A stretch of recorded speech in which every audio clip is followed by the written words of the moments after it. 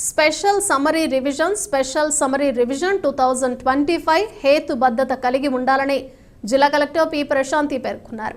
రాష్ట్ర ఎన్నికల కమిషనర్ వివేక్ యాదవ్ అమరావతి నుండి జిల్లా కలెక్టర్లతో ఓటరు జాబితా, ఎస్ఎస్ఆర్ రూపకల్పనపై ఫోటో, ఓటరు జాబితా తదితర అంశాలపై దిశానిర్దేశాలను, సమయ పాలనపై సూచనలు తెలియజేశారు.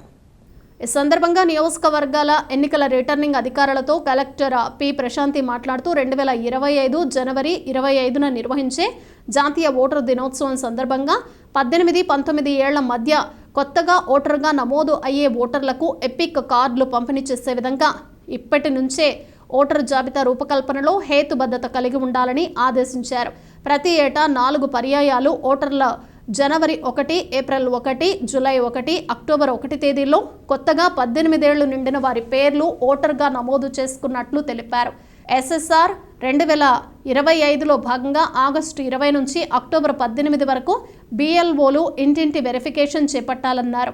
కొత్త ఓటరు నమోదు, తొలగింపు, చిరునామా మార్పు కోసం ఎన్నికల కమిషన్ మార్గదర్శకాలు ఖచ్చితంగా పాటించాలన్నారు.